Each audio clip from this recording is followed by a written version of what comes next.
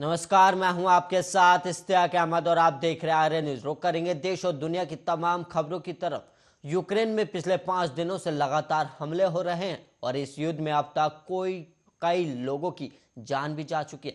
और इस बीच कल यानी 28 फरवरी को यूक्रेन पर रूस बातचीत के लिए टेबल पर आया और दोनों देशों के बीच करीब 5 घंटे तक मीटिंग चली और ये फैसला हुआ कि युद्ध विराम को लेकर बातचीत जारी रहेगी और इसके अलावा कोई दूसरा समझौता नहीं हुआ है।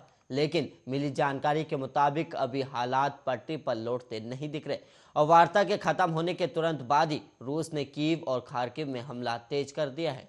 और रूसी डेलीगेशन के चीफ व्लादिमीर मेडेंस्की ने कहा कि बैठक में हमने एजेंडे के हर पहलू पर गौर किया है और कुछ बिंदुओं पर दोनों ने पारस्परिक रुख दिखाया और सबसे महत्वपूर्ण बात यह है कि हम बातचीत की प्रक्रिया को जारी रखने पर सहमत हुए। और यूक्रेन में पिछले 5 दिनों से लगातार हमले हो रहे हैं और इस युद्ध में अब तक कई लोगों की जान भी जा चुकी है। और वहीं आपको बता दें कि 28 फरवरी को यूक्रेन पर रूस बातचीत के लिए टेबल पर तो आए और दोनों देशों में करीब 5 घंटे मीटिंग भी चली है इस और कोई समझौता नहीं हुआ।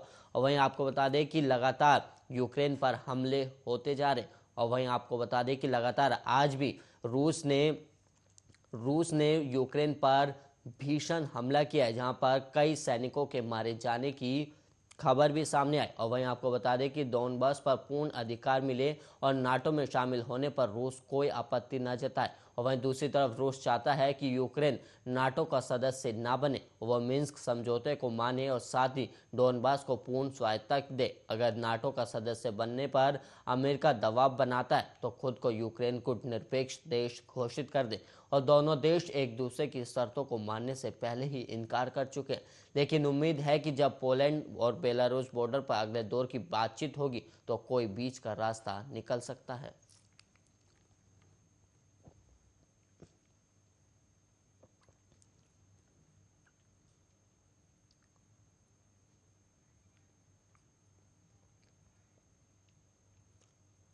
और वहीं रूस और यूक्रेन की जंग का आज 6वां दिन है और ये जंग हर बीतते दिन के साथ खतरनाक होती जा रही है।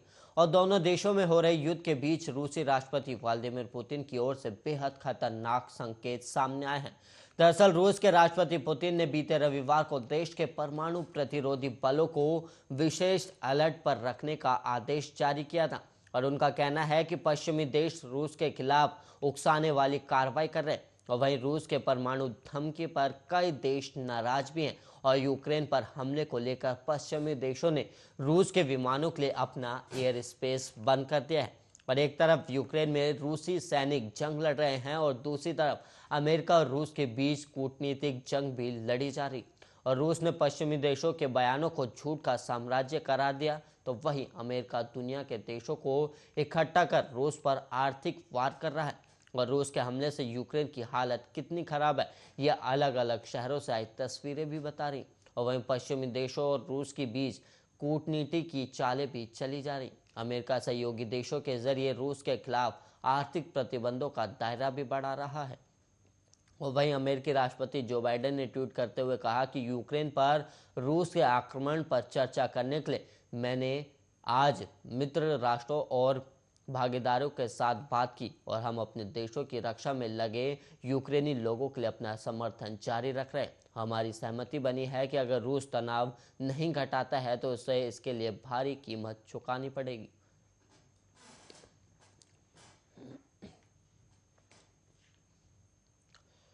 रूस द्वारा यूक्रेन पर हमला करने और लगातार उसके आक्रामक तेवर को लेकर मंगलवार को संयुक्त राष्ट्र सुरक्षा परिषद के 193 सदस्य महासभा के विशेष आपात सत्र की एक बैठक का आयोजन हुआ और ये अब तक की 11वीं आपात बैठक थी। और इसमें करीब 15 सदस्य परिषद की ओर से वोटिंग कराई गई और इस बैठक में यूक्रेन संकट पर संयुक्त राष्ट्र महासभा की आपात बैठक बुलाई गई और वोटिंग भी हुई और 11 मतों से ये प्रस्ताव पारित हुआ। लेकिन भारत एक बार फिर मतदान प्रक्रिया से बाहर रहा और भारत के अलावा वोटिंग से एक बार फिर चीन और यूएई भी बाहर रहा। और इस बैठक में चर्चा के दौरान यूएन में भारत के स्थायी प्रतिनिधि टीएस त्रिमूर्ति ने कई महत्वपूर्ण बातें कही। और वहीं इससे पहले रूस और यूक्रेन के बीच हुई बैठक बेनतीजा रही और इससे पहले 28 फरवरी को यूक्रेन और रूस बातचीत के लिए टेबल पर आए और दोनों देशों के बीच करीब 5 घंटे तक मीटिंग चली और फैसला हुआ कि युद्ध विराम को लेकर बातचीत जारी रहेगी और इसके अलावा कोई दूसरा समझौता नहीं हुआ। लेकिन मिली जानकारी के मुताबिक अभी हालात पटरी पर लौटते नहीं दिख रहे और वार्ता खत्म होने के तुरंत बाद ही रूस ने कीव और खार्किव में हमला तेज कर दी और इसके अलावा दोनों देश मीटिंग में हुई वार्ता को अपने अपने सलाहकार के पास ले जाएंगे और दूसरे दौर उन बिंदुओं पर बातचीत करेंगे। बेलारूस में हुई वार्ता में रूसी प्रतिनिधिमंडल के चीफ व्लादिमीर ने कहा कि अब रूस यूक्रेन की अगली बैठक बेलारूस पोलैंड के बॉर्डर पर होगी।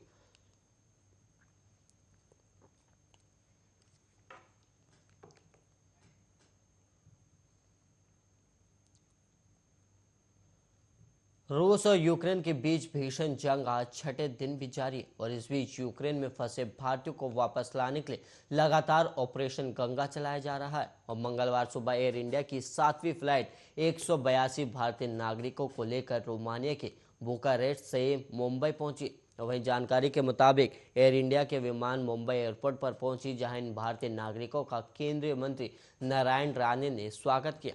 और इसके अलावा आपको बता दें कि बीते दिन बुडापेस्ट से छठी फ्लाइट 240 भारतीय नागरिकों को लेकर दिल्ली पहुंची थी, जिसकी जानकारी विदेश मंत्री एस जयशंकर ने दी और उन्होंने ट्वीट कर कहा कि बुडापेस्ट से छठी ऑपरेशन गंगा उड़ान और 240 भारतीय नागरिकों की दिल्ली वापसी हुई है और निकासी के प्रयास सतत सरकार के इस ऑपरेशन के तहत अब तक 1100 से ज़्यादा भारतीयों को भारत वापस लाया जा चुका है। और सरकार ने एक और अहम फैसला लेते हुए यूक्रेन के पड़ोसी देशों में 4 केंद्रीय मंत्रियों को भेजने का निर्णय लिया है और केंद्रीय मंत्री ज्योतिरादित्य सिंधिया, किरण रिजिजू, वीके सिंह और हरदीप सिंह पुरी को भारतीयों की मदद की जिम्मेदारी दी गई। और वहीं ज्योतिरादित्य सिंधिया रोमानिया और मोल्दोवा, किरण रिजिजू स्लोवाकिया, हरदीप सिंह पुरी हंगरी और जनरल वीके सिंह पोलैंड जाएंगे।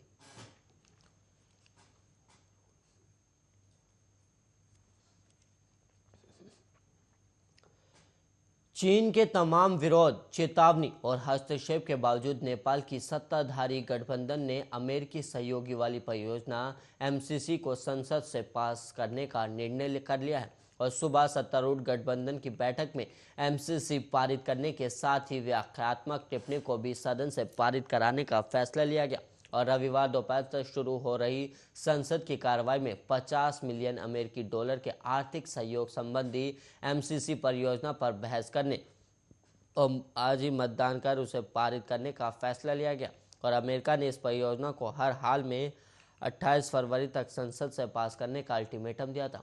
और वहीं अल्टीमेटम के एक दिन पहले सत्ताधारी गठबंधन में नाटकीय ढंग से आए परिवर्तन के बाद इस परियोजना को संसद से स्वीकृति करने पर सहमति बनी है। दरअसल प्रधानमंत्री शेर बहादुर दौआ के नेतृत्व में रहे गठबंधन के 2 प्रमुख घटक दल माओवादी और एकीकृत समाजवादी पार्टी शुरू से ही इस बात पर अड़ी थी कि एमसीसी नेपाल के हित में नहीं है और ये राष्ट्रघाती समझौता है और इसको स्वीकार नहीं करना चाहिए। और वहीं ये भी माना जा रहा है कि इन दोनों दलों के विरोध के पीछे चीन का दबाव काम कर रहा था।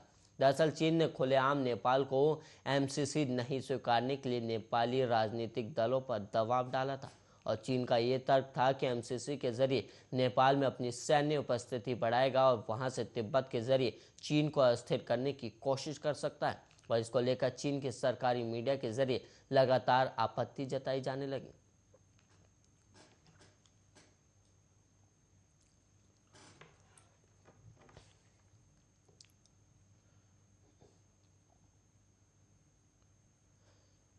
रूस और यूक्रेन के बीच इस वक्त भीषण युद्ध जारी है और रूसी सेना लगातार यूक्रेन में कई शहरों में लगातार मिसाइलों से हमले कर रही है और यूक्रेन दुनिया से मदद की गुहार भी लगा रही है। और इस बीच जापान के अरबपति हिरोशी मिकातानी ने रविवार को कहा कि रूस का यूक्रेन पर आक्रमण लोकतंत्र के लिए एक चुनौती है और उन्होंने यूक्रेन सरकार को 8.7 मिलियन डॉलर यानी कि करीब 65 करोड़ रुपए दान करने का फैसला किया है।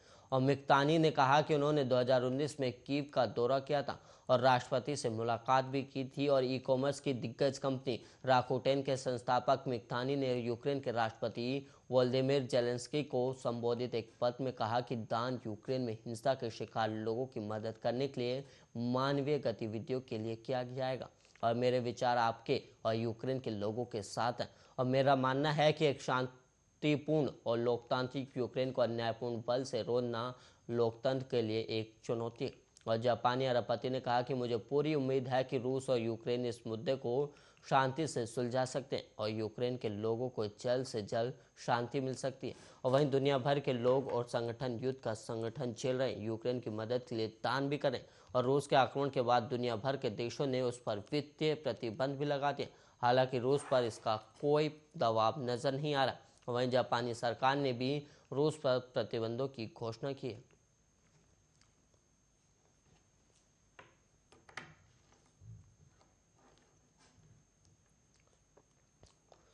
वहीं उत्तर प्रदेश विधानसभा चुनाव के लिए आज मुख्यमंत्री योगी आदित्यनाथ कई जिलों का दौरा करेंगे और वहीं बलरामपुर जिले में आयोजित 2 जनसभाओं को संबोधित करेंगे और वहीं तुलसीपुर के स्वतंत्र भारत इंटर कॉलेज में भी सभा करेंगे और इसके बाद खरदौरी में एक जनसभा कर वोट करने की भी अपील करेंगे। और वहीं आपको बता दें कि महाराजगंज में भी आज सीएम योगी आदित्यनाथ जनसभा करने वाले और इसके अलावा पनियारा के परतवाल में भी सीएम योगी आदित्यनाथ की एक जनसभा है और इसके अलावा सिद्धार्थनगर में भी सीएम योगी आदित्यनाथ आज दौरा करेंगे और इसके अलावा कपिलवस्तु और डुमरियागंज विधानसभा में भी सीएम योगी आदित्यनाथ की जनसभा है।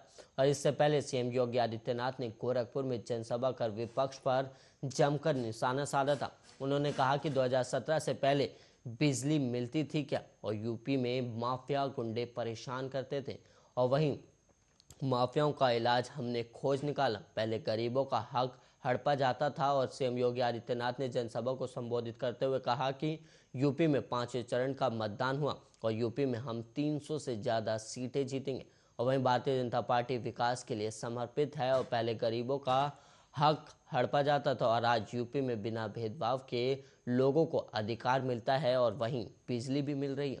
और इससे पहले सीएम योगी ने अंबेडकर नगर में जनसभा की और मुख्यमंत्री ने यहां पर समाजवादी पार्टी पर ताबड़तोड़ कई हमले बोले। और सीएम योगी ने कहा कि सपा सैफई सिर्फ खानदान का विकास चाहती है और उनका नारा सब कुछ सैफई परिवार को मिले। और सपा ने राम भक्तों का अपमान किया और सपा सरकार में दंगे हुआ करते थे और दंगे होते गए और यूपी बदनाम होता गया। और वहीं अपने संबोधन में सीएम ने आगे कहा कि आज हनुमान जी की गदा लेकर घूम रहे और उनका नारा सबका साथ सफाई परिवार का विकास है और ये कथित समाजवादी लोग हैं। उपलब्धियां गिनाते हुए मुख्यमंत्री योगी आदित्यनाथ ने कहा कि 2017 के पहले बिजली नहीं मिलती थी और यूपी में आज कोई भेदभाव नहीं हो रहा।